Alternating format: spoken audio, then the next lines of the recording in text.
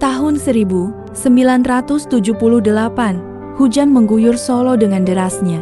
Aku, seorang mahasiswa sejarah yang baru saja menyelesaikan skripsi tentang pergerakan nasional di Jawa Tengah, terjebak di tengah guyuran air yang tak henti.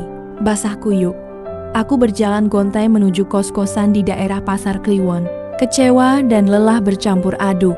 Skripsiku yang kutulis dengan susah payah hanya mendapat nilai B. Sebuah nilai yang terasa seperti tamparan keras bagi ambisiku. Di tengah perjalanan, aku melihat seorang tukang becak berjuang melawan derasnya hujan. Bajunya basah kuyup, tubuhnya gemetar kedinginan. Tapi ia tetap mengayuh becaknya dengan kuat. Ia tak mengeluh, tak putus asa, hanya fokus pada tujuannya, mencari nafkah untuk keluarganya. Aku memberanikan diri untuk naik becaknya. Di tengah guyuran hujan, kami berbincang. Ia memperkenalkan dirinya sebagai Pak Darmo. Ia bercerita tentang hidupnya, tentang perjuangannya mencari nafkah, tentang suka dan duka yang ia alami. Ia tak pernah mengenyam pendidikan tinggi, tapi ia memiliki kecerdasan dan keuletan yang luar biasa. Ia mampu membaca situasi, beradaptasi dengan perubahan, dan selalu berusaha untuk memberikan yang terbaik bagi keluarganya.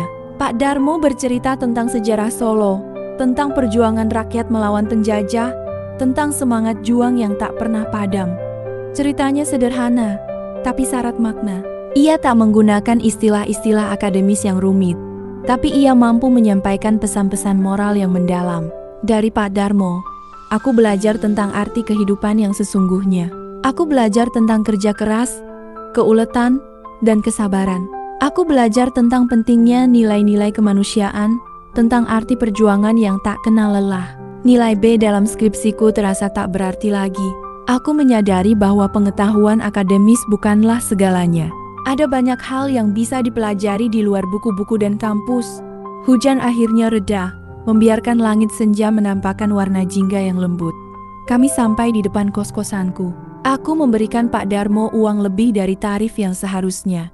Sebuah ungkapan terima kasih yang tak cukup untuk membalas segala pelajaran berharga yang telah kuterima.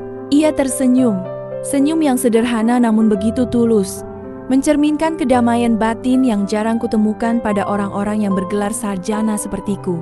Ia mengucapkan terima kasih. Suaranya bergetar, mengungkapkan kelelahan fisik namun juga kepuasan batin. Lalu, ia melanjutkan pekerjaannya, menghilang di antara keriuhan Pasar Kliwon yang mulai ramai. Aku menyaksikan kepergiannya, merasakan sebuah rasa haru yang mendalam. Pertemuan singkat itu, di tengah guyuran hujan deras, telah mengubah perspektifku tentang kehidupan, tentang sejarah, dan tentang arti perjuangan. Pak Darmo bukan sekadar tukang becak, tapi seorang guru bijak yang mengajariku tentang nilai-nilai kemanusiaan yang sesungguhnya. Ia mengajariku bahwa pengetahuan akademis, sebagaimana yang kuterima di bangku kuliah, hanya sebagian kecil dari pengetahuan hidup yang luas dan kompleks. Ia mengajariku tentang keuletan, ketabahan, dan keikhlasan yang tak pernah terukur dengan angka-angka di atas kertas.